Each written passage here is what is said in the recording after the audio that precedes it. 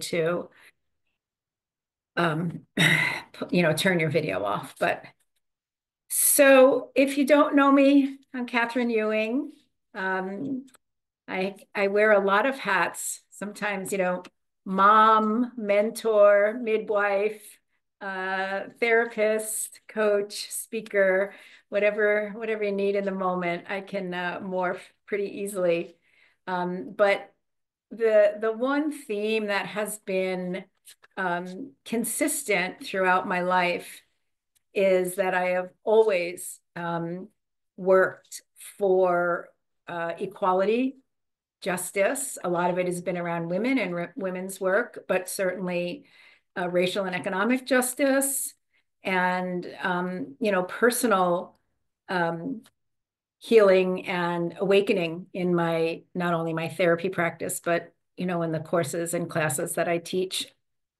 So my life's work has always sort of been at that intersection. When I first became a social worker, I was very grassroots. I did a lot of social and political action, a lot of working in domestic violence, sexual assault, um, women's advocacy, child sexual abuse. And so, blending that then with spirituality, neuroscience, law of attraction, all of these things coming together. So, and I'm also a minister of ordained peacemaking. So an ordained minister of spiritual peacemaking, I should say. And so, I try to hold all of those parts of myself and different aspects of myself in some kind of balance. And I was sitting yesterday, last evening, sat down at my altar. I hadn't gotten there during the day to just do some prayer and meditation. And I was sitting in the energy of the sort of the juxtaposition of recognizing this beautiful soul whose life work was around justice and equality and peace. And I had been listening to something on NPR, actually from Western Mass, where Springfield is holding their commemoration, I think this weekend. And their motto was, I think, promote justice, always pursue peace, or something like that. So that's there in my mind. And, things that are appearing not so peaceful in our lives these days. And as I was sitting with that, I had pulled some oracle cards and I was journaling, and then the words "be not afraid" came into my mind like neon lights. And I got the sense that I was supposed to start writing. So I started writing. And that is what I am going to share with you this evening. The things that just poured through me around this idea of be not afraid, and the languaging around fear, and what that means sort of energetically, emotionally. Um, so I am literally just going to share it with you as it came through. So the first one was, again, looking at the phrase, be not afraid. And the next word that came into my mind was contracted. So we know that when we're afraid, when we're in a space of fear, we think from a place of fear, we act typically from a position of defensiveness because it's a survival instinct. And because we're in that fight or flight aspect of our nervous system, um, we're literally, when we're in that fight or flight aspect, the blood flow is flowing away from the prefrontal cortex because our mind and our body are getting itself ready to fight or run. So the blood is going to our larger organs and away from the place where we make decisions or where we can actually put words together to speak effectively. So if you've ever had that experience of, after you've been in a difficult conversation or, maybe trying to make a case for a promotion or an increase, and you come out of it and you say, oh, I could have said that, or I should have said that, or why didn't I say that? It's often because if you're in a little bit of that place of fight or flight, a little bit in that fear space, you're literally not able to formulate the words that you want in that moment. So, and we call this contraction, right? The opposite of expansion, when we're in a place of fear, and not only fear, but a lot of sort of the denser or heavier emotional states, we're contracted. And when we're contracted, again, all our thoughts are coming from a very small place. We can't access higher level consciousness when we're in a contracted state. We're just cut off. Again, we act from a place of defensiveness, and we're unable to access our higher thinking and our more creative selves. So it doesn't allow for creative flow. So that was sort of the first thing that came through. And these are not separate. They're all connected and interrelated in some way. So if it sounds like I'm repeating myself, I am, because there are slight nuances in each of these little sections, but they all do overlap and connect. So I just mentioned low vibrational frequency, and any of you who know me or have worked with me, been in like a tapping group or any other class that I've taught, I very often talk about the emotional guidance scale. And I remember, the first time I recognized that emotions are energy, right? Who imagines that, right? But, understanding the law of attraction and epigenetics, understanding that every emotion is energy in motion, and every emotion has its own vibrational frequency. So emotions like joy, love, freedom, appreciation, gratitude vibrate very high. We can sort of move in and out of them quickly. And then as we start to move down that guidance scale, we get to, contentment, and then boredom. And then the ball starts to roll downhill, right? And we go, sort of into anger and fear and resentment and grief and despair, and all the way down to, well, despair is way at the bottom, actually, sort of negativity and procrastinate, just we get heavier and heavier and denser. It's like moving from light energy into like slow moving concrete or something. So it gets heavier and denser. So fear is one of these lower vibrating frequencies. And we know from everything we've been told about the law of attraction that the universe is like a sorting mechanism. It matches us at the vibration that we're sending out. And the vibration of our heart, that our feeling sense, the more magnetic sense, our mind is electrical, and our thoughts are obviously important, but the magnetic attraction of our feeling self, of our hearts, is something like 5,000 times more powerful than what we're thinking. So what we think we want may be different than what our emotional body is sending out. So if we're saying, I want to attract uh, a life partner, right? Who is, kind and thoughtful and, whatever. And you're holding a belief that you're not good enough, you're not worthy, there's not that many people like that out there anymore, right?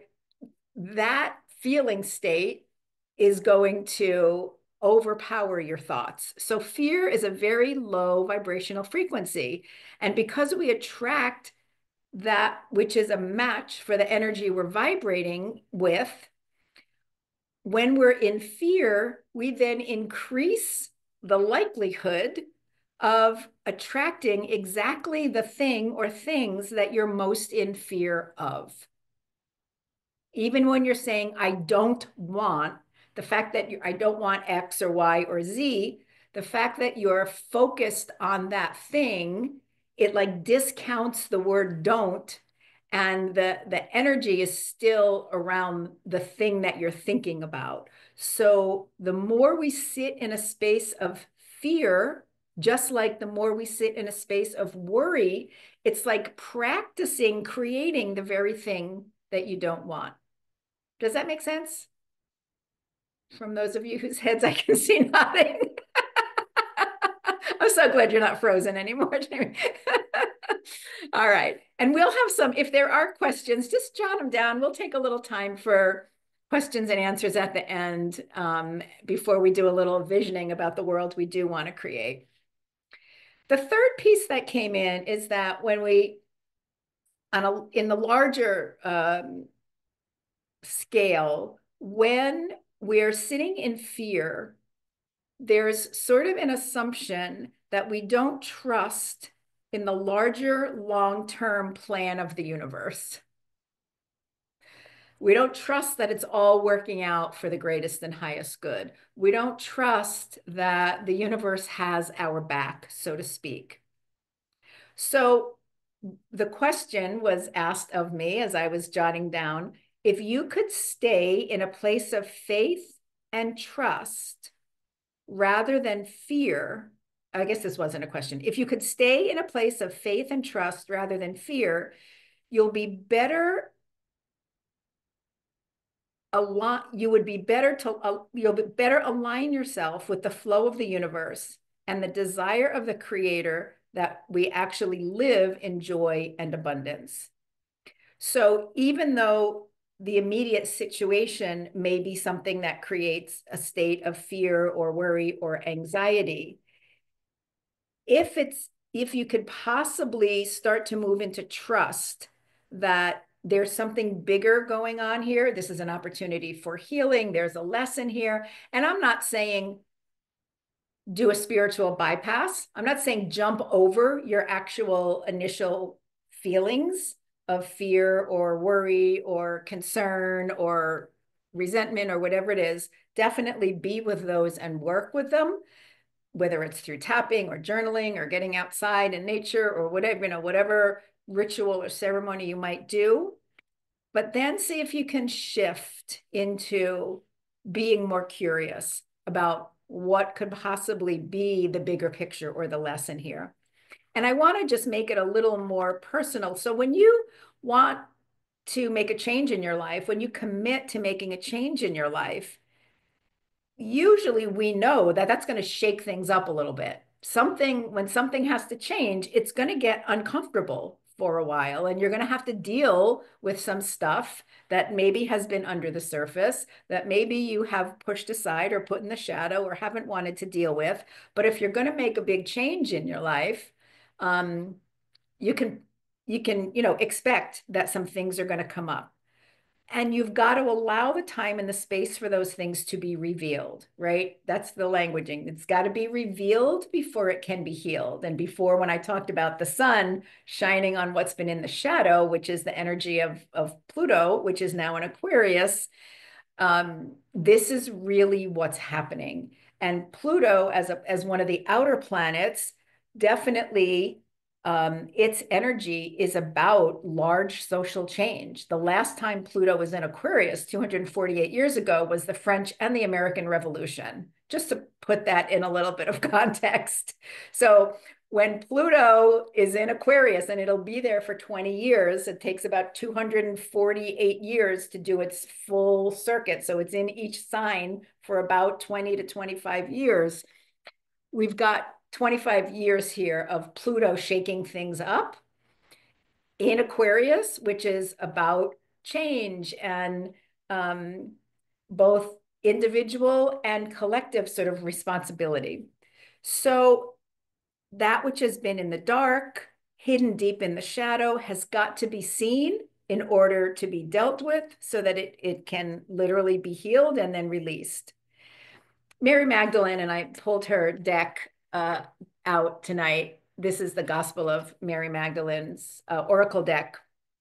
And she refers to God as the good. That is her word for God. So the light of good, or the light of God, must be shown in the darkest places so that what is hidden will be revealed. Only then can it be healed.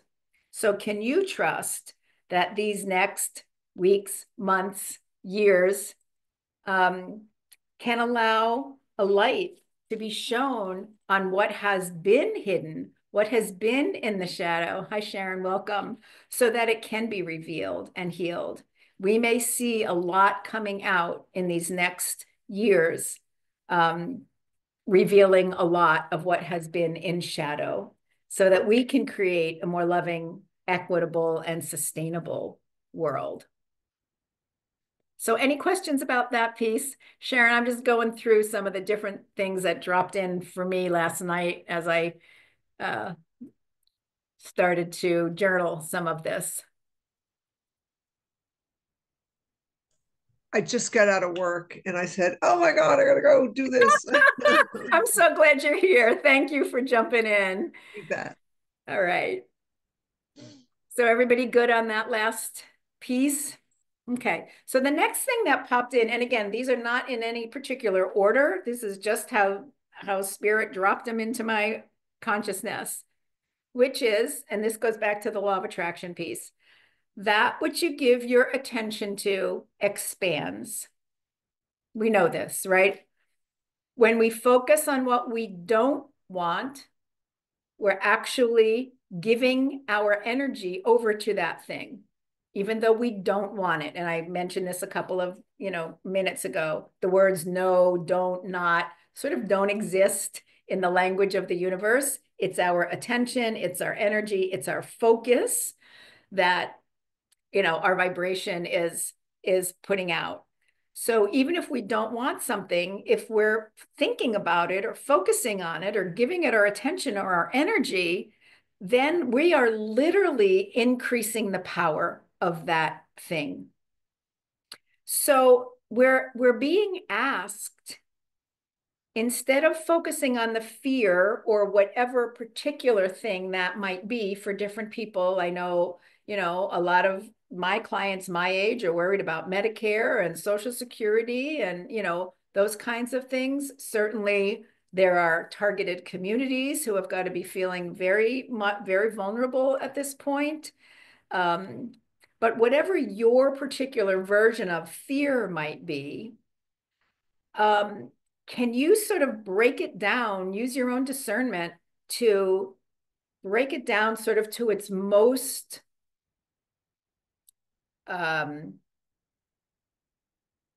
what's the word I'm looking for? Basically to the specific thing that it is that you're afraid of, and then begin to shift into what might be possible, where might it be possible for you to put your attention and your energy toward the thing that you want to support or create, rather than the thing that you're afraid of losing or the thing that you're afraid of happening. Does that make sense? Carolyn, you might appreciate this. I was at the celebration of life for Chris Gregory at Unity. And, I learned a lot of things about Chris that I didn't know about her. And I was so glad that I went. But one of the things that Bonnie Rowe talked about, she did a really lovely, bit about Chris. And she said, Chris taught me how to put feet on my prayers. In other words, don't just pray, do something. Chris was very active in the NAACP. She was a social worker. She was a single mom at 14 or 15 years old in segregated Virginia. She got herself to a master's degree in social work. So while becoming a Unity licensed minister, teacher, and all of these other things. So put feet on your prayers. If you can shift your attention and your energy from the thing that you're afraid of into the thing that you want to create or support, that's a much better, for lack of a better word, that's a much more helpful, effective use of your energy than sitting in fear or worry. This next piece is again about Dr. Martin Luther King, because again, it was this juxtaposition, right? So we're looking at justice and equality and peace, this idea of promoting justice, promoting equality, and pursuing peace in the midst of promoting these other things.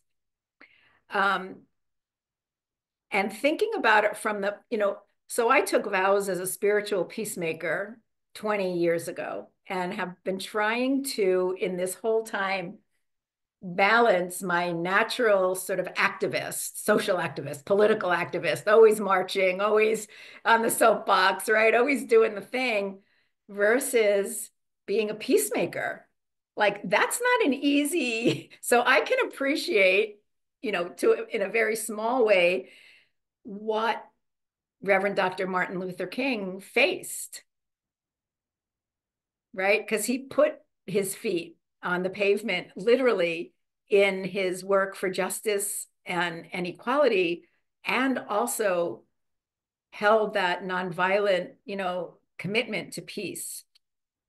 When we're in fear, it causes us, and this just popped into my mind, to either shrink back or attack, right? It's like an animal who doesn't know when you're approaching it, whether you're going to harm it or not. So it might shrink back or it might attack.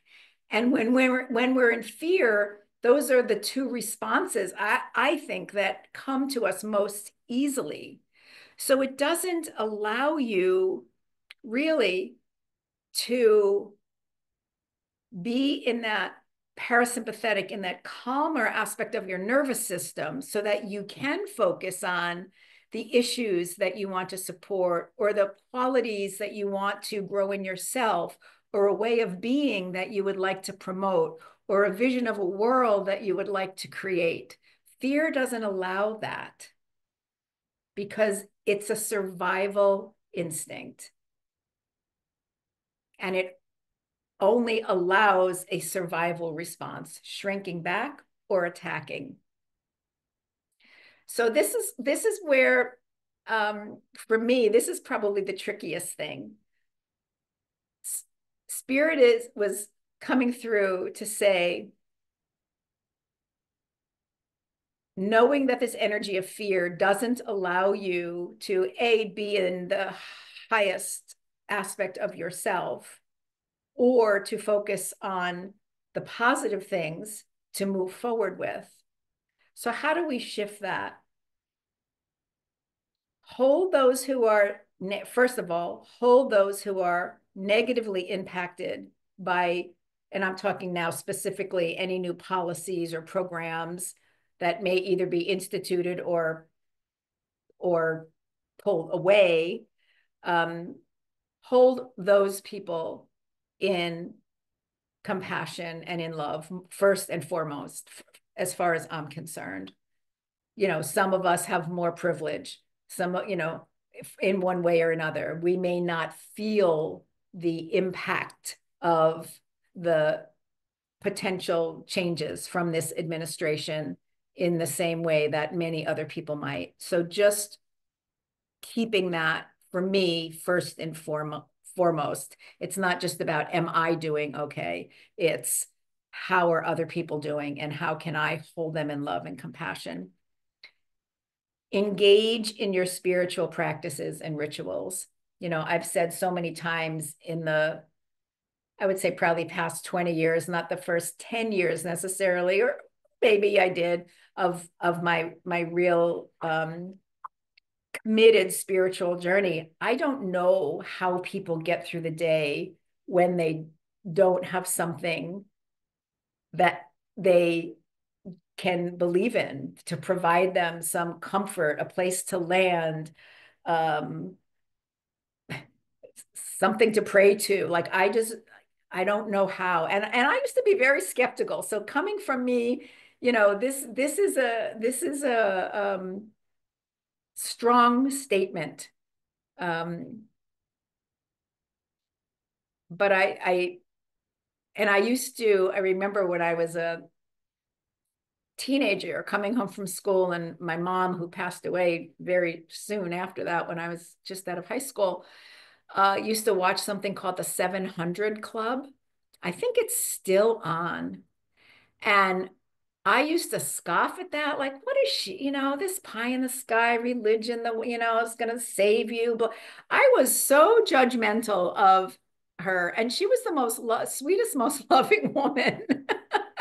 But I was have nothing of it. I was marching for the ERA and women's equality and sitting in front of the TV, praying with it was just not my thing. But now, Mom, forgive me.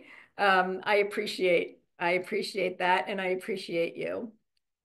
And then this idea, as I already said, give feet to your prayers, find ways to engage in your community, in whatever level of activism feels right for you, whether it's supporting something through your community, through your church, writing a letter to the editor, going to, speak on a bill at the legislature, feels, um, whatever you feel inspired to do. Just trust that if it's yours to do, Spirit will bring it into your awareness in some way. It will all of a sudden be like a little worm in your ear, like me when Spirit was calling me to go into the field of psychotherapy, and I was like, hell no, I am not doing that. I had watched too many Woody Allen movies. I thought that was just for rich white people to sit around contemplating their belly button, and I wanted nothing to do with it. I wanted grassroots social work in the street, doing the real work. But sometimes Spirit has another plan. And so if all of a sudden you find yourself thinking about something you might never have done before, don't dismiss it. Let the seed be planted and see where it takes you. And do good in the places that you can. And I already spoke to this a little bit, but when you find yourself in that place of fear or anger or maybe despair, use the tools that you have, connect with people who understand, and then when you're ready, see if you can shift again your energy into compassion and forgiveness and love. Even and most especially toward those on whom you want to place blame. And like I said, I think that is the hardest part for me, to remember that if I'm just spewing anger and whatever I may be spewing, that's not me being a spiritual peacemaker, which I took vows to do, but also it is only going to fuel that energy even more. If I can move into compassion, forgiveness, and love, then, and more of us do that, then there's a possibility to shift the energy. The other thing I don't have written down, but it just popped into my head, so I'm gonna talk about it for a minute, is this idea of soul contracts. Are any of you aware of the idea of soul contracts? So I first read this in Neale Donald Walsch's Conversation with God series back in the early 2000s. And basically the idea is our souls, which are eternal, right? This is our ego. I'm in my Catherine ego aspect here on Earth around this time, but I've been on Earth in many other forms through other lifetimes. But that we have sort of a soul family. Of all the souls that are out there, we travel in sort of soul families. And each time we want to incarnate, come onto Earth to grow, to learn, to go to Earth school, so to speak, there's usually a lesson that we want to, or something that we want to master this time around, whether it's patience or self-love or compassion or setting boundaries or, whatever it might happen to be. There's a whole bunch of spiritual principles we can be mastering every time we're here. But each soul decides the role that it's going to take on in a lifetime. And I have to remember that. And then we ask other souls in our soul family if they'll come down and play the parts with us. Will you be the father who walks out on me when I'm 5 years old? Will you be my neighbor with a drinking problem who hits my child when you're driving drunk, right? Like you set up this whole scenario.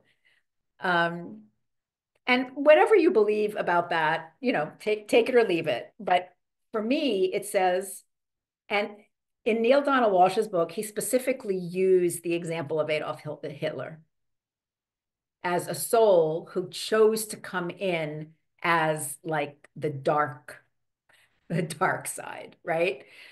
Um, and so sometimes I have to remind myself that the earth suit that is Donald Trump is a soul who agreed to come down and play this part for whatever it was going to do to move humanity forward in its ascension process.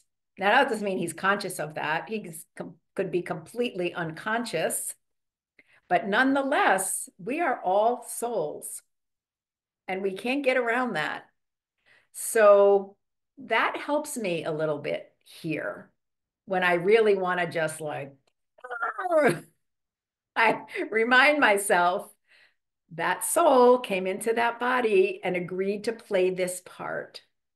And I remember years ago reading a book called I Remember Union by a woman named Flo Magdalena.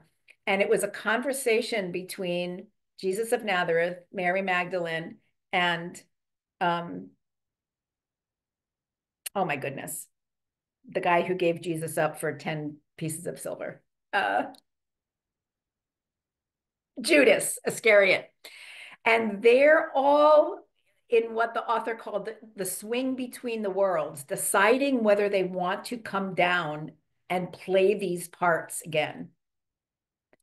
And they're each in their own head saying, oh man, this is not going to be any sort of like, I'm going to have to be on that cross. And she's saying, and they're going to call me a prostitute and for 2000 years. And Judas is saying, he's going to think I hate him and I don't, I love him. But I did it, so anyway, for what that's worth, the idea of soul contracts and that we're all here to play a part on whatever side of the light or the dark it happens to be. And we've all probably played parts on both sides in different lifetimes.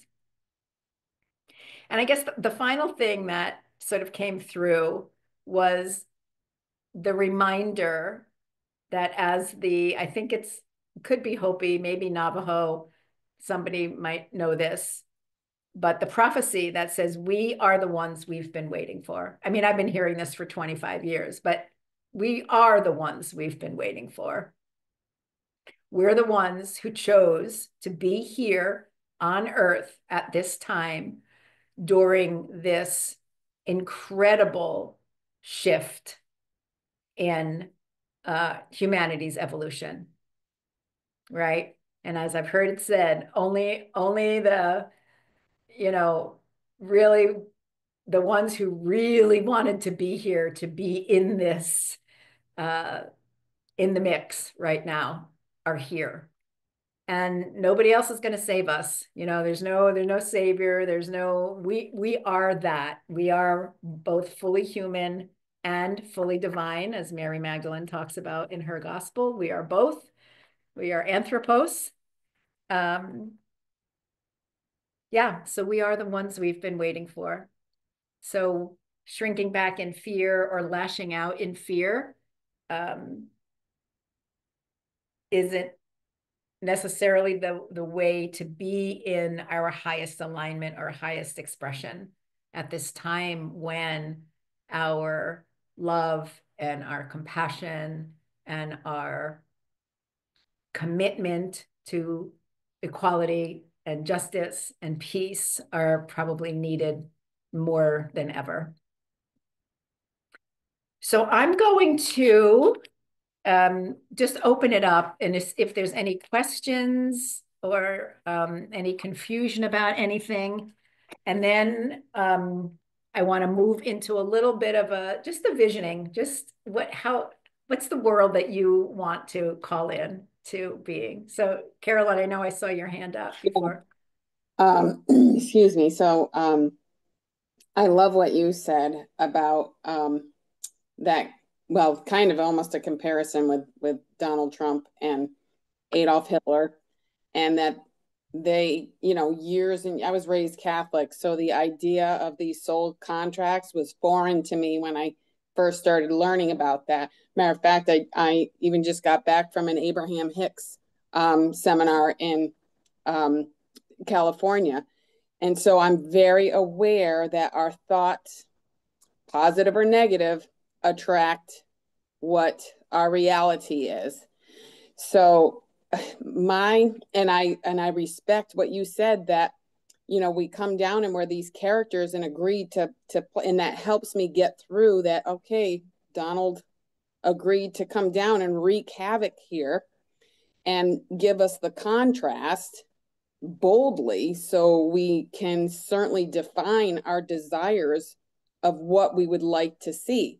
So my struggle is well-intentioned friends who claim they are these loving Christians and who are falling for this masquerade. And I had to, unfriend one today that just was trying to save my soul. I'm like, I'm okay, thanks. Yeah.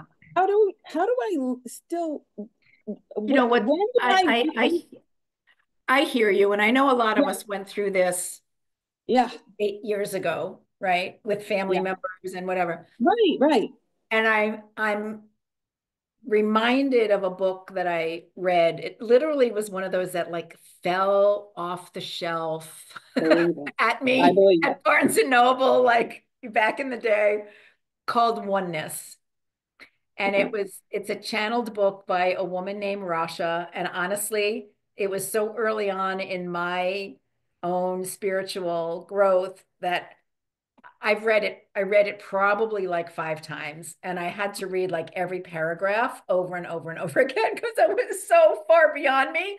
But I was in it and with it. But the thing that stands out for me the most in relation to what you just said is obviously everybody's here on their own path and on their own journey. And as we move forward on our own path, we're going to have differences, whatever, with people. And it is not your job to convince anybody of anything, right? There's no Right. getting on the soapbox. You just follow what feels aligned for you. You stay in your truth. You say, thank you Mm-hmm. very much. I'm okay. And as some of us have had to do at times to maybe block somebody, I've had to ask, a couple of my brothers to please not post their stuff on, Facebook or whatever. Um, and the other thing she said was, you just live your life as you're feeling guided as the best you can. And people will probably notice, especially if you're changing, and they'll either get interested and curious or Yeah. they will not. Right. So I think that the moral is focus on what I want. Like I switched my Facebook profile to choose love. I'm focusing on what I want. I'm not going to participate in any debates or negativism, but I guess I'm really kind of looking for permission to kind of dig out and separate people. But when it's family, you're told, "Oh, you're family. You need to love your brother." Well, I love him. I just don't like him.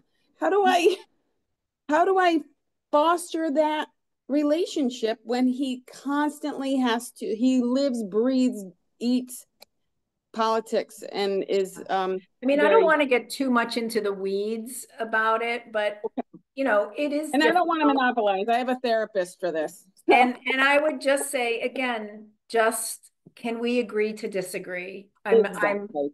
I'm not here to debate. And I said that to my brothers. I said, look, I Okay. love you and I don't want to get into a divisive situation. I'm seeing too many families getting torn apart and I don't want to this to be a reason that that happens here. So can we just That's please, helpful. yeah.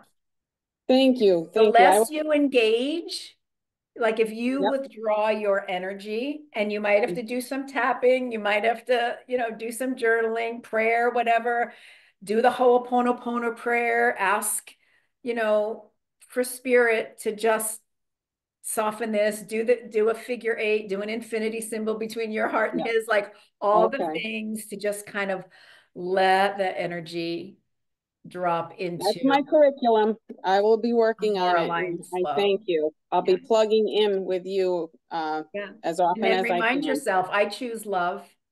That's I what you choose just said, right? I choose love. I choose love. Right. Yeah. Awesome. All right. Thank you, my dear. I will mute here. Anybody else with a comment or a question? Yeah. Sharon, go ahead. I just happened to see this today and I thought, wow, I really need to tune into this because I am a positive person and I do think that there's wonderful things going on in the world. But this is really like a splinter for me. So the things you've said have really helped because I do believe in thoughts create, actions, and I don't want to go around creating all these negative thoughts. I just want to live my life and with peace and love, and joy. Hey, girl, we're from the 60s. I know. So, Right? no, I really appreciate the words I've heard. It's simplistic but profound. Mm. Yeah, So, it doesn't have to be complicated. I know there's nothing that I said here, except, the soul contract part may be a little bit different for people, but there's nothing magical. And so thank you for that. And the other thing I would say is, I mean, I am fortunate enough that because I've been sort of in the world of metaphysics and spirituality and I follow certain people who I believe have really solid connections to spirit. And when they bring information through, there is so much going on in the spiritual realm that is supporting this forward momentum, even though it feels like we're going backwards. I if I watch one too many YouTube videos, I can get caught up in the Meshuggah too. But on another level, I really trust that there is a grand uh, adventure going on here that we all chose to be part of. And this is going to be such a blip on the screen um, in the bigger picture of the ascension of both Earth and everything and everyone on her. That helps me too, to being able to tap into people who are such clear conduits and bring through, information well beyond what I'm bringing in right here. So, I mean, that would be another thing, if you have or can find, a few people like that, whether they're psychics or spiritual teachers or, you know, healers of some kind. Do you ever listen to the Beyond the Ordinary show by John Burgos? no. He's been doing this for like 20 years now. And he brings on some very good speakers and they offer classes at reasonable rates, or you can do sessions with them. I've worked with a lot of people through that, but it's the Beyond the Ordinary show. And John Burgos, it's one of my favorite interview shows that I've been listening to. Ignore that. How do For you access that? What is that? Is that a You YouTube? can go to the website Oh, beyondtheordinary.com, okay. and then it Okay. just shows you all of the interviews are free. You can just tune in at the time, or you can listen to them on replay. I often listen on replay because I may not be able to get on live. And then everyone who is speaking generally has a program or an offering of some kind. If you want to you know, do more work with them or drop in a little bit deeper. But they're Mm. all pretty tapped in to some higher frequencies and I love it. Thank you. yeah, It's yeah. great.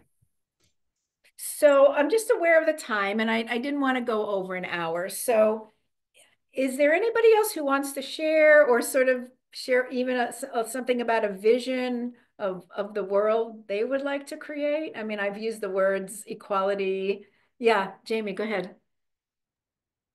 Few things. I appreciate you sharing the soul contract. That's something that I haven't been familiar with, but um, helps me greatly in recognizing that Mr. Trump has a role to play in Yeah. the And greater good. not to interrupt you, but it also helps us step out of a victim. If we're, you know, in our lives, like if we get that that person who's being a pain in my ass agreed to do this with me and I agreed to do it back, then there's no victim perpetrator. It's like, okay, there's a mutual agreement here to play this part for each other. Excellent. The other part was I want to thank you all for, I think a big part of this is coming together community-wise. And, you know, I know Catherine knows my yoga instructor, Nicole, and she's built a beautiful community. And this is just an extension of that. Just finding the right people Hmm. that are meant to, you know, not just raise you up, but raise us all up as a collective. So, Nice. I was so happy to see you come on and get your friend request. like, oh, fine. Like, go, Jamie. So Go. thank you. Yeah. All right. Anybody else? So let's, if everybody feels pretty good and complete, I'm feeling like I'd like to just drop us in to a little visualization or prayer. I'm gonna bring my beautiful this is a lapis lazuli that has been sitting with a crystal skull for a year and a half. So it's quite activated. It's been taken through the south of France on the Tour of Magdalen, as well as through Glastonbury um, and the heart center of the earth. And it was gifted to me for my birthday. And the story of these stones is that they know who they want to go to and they find their way to the person. So this came to me from Brazil via Australia through France and to Connecticut. And we know lapis is throat chakra, right? So it's very healing. Blue is the throat chakra. And to me, this looks like the cosmos. Every time I look at it, I just think I'm looking up at the stars and whatever. So with that said, let's just take just a few minutes here to drop in if you feel comfortable closing your eyes.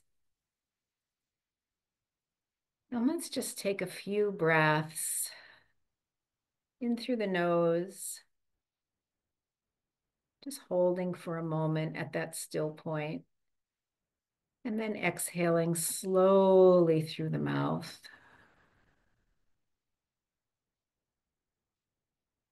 In through the nose, holding that still point, and exhaling slowly through the mouth. And one more time, in through the nose, stillness, and the exhalation. Just noticing how even with just 3 breaths, the body and mind can shift into a place of calmness, centeredness. And from this place, we offer deep gratitude for this time together, for the opportunity to share and come together in community. we use this day to express our desire to bring our desire for a world that is more equitable, more sustainable, more just, really a world that works for all. To bring that up from our hearts and through the sacred portal of the throat. The ancients in the mystery schools understood the throat to be an actual portal, so that initially, especially in the schools of Isis, only seed sounds could be practiced until they were mastered. And then when they were put together in the correct way, they were allowed to be spoken, because they understood that we were impressing the universe with that intention.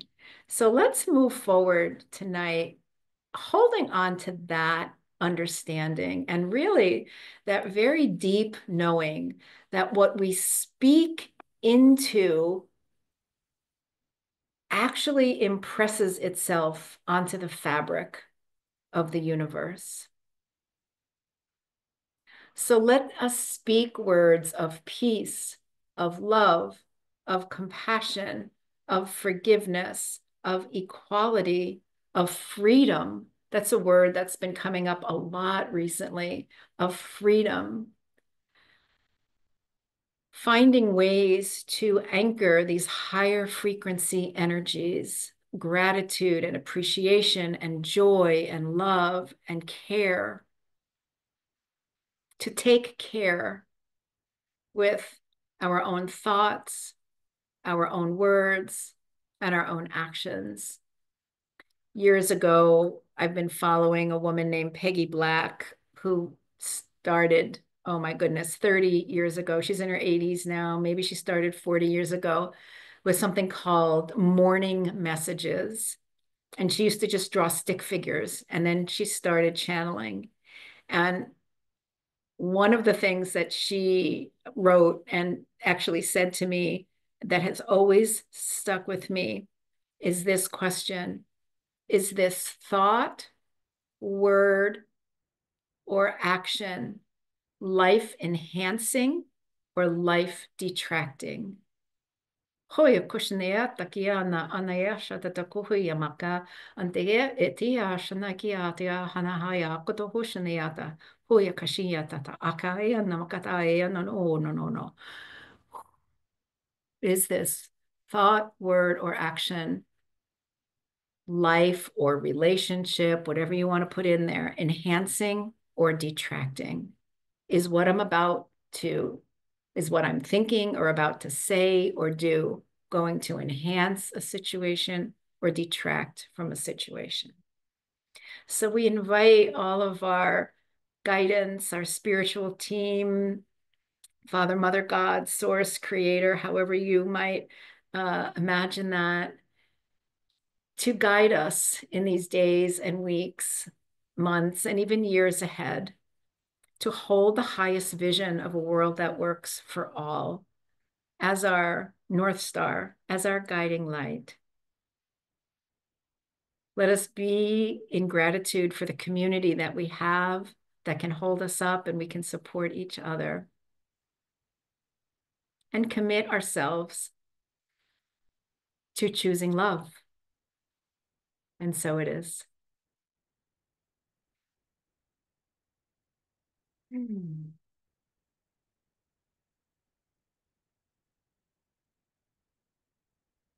just going to check this chat. Okay, I got all of that.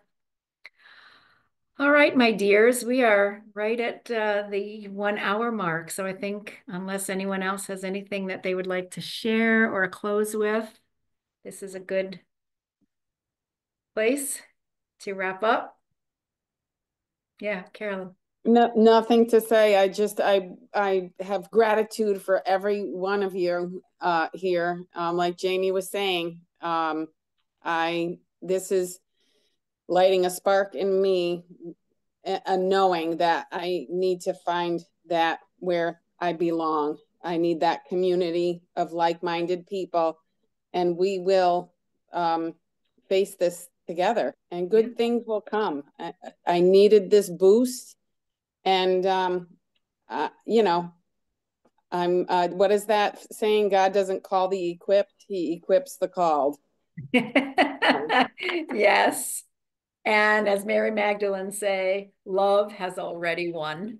Exactly. Love has already won. Awesome. All right, everybody. Thank you again for bringing your beautiful selves, your energy, and your love here. And I will, I did remember to record, right? Yes. Go me. So this will go up out to my, through email, but also up on my YouTube channel. So. Thank you, Catherine. Thank you, everyone. Thank you Blessings, all. everybody. Good night. Thank you.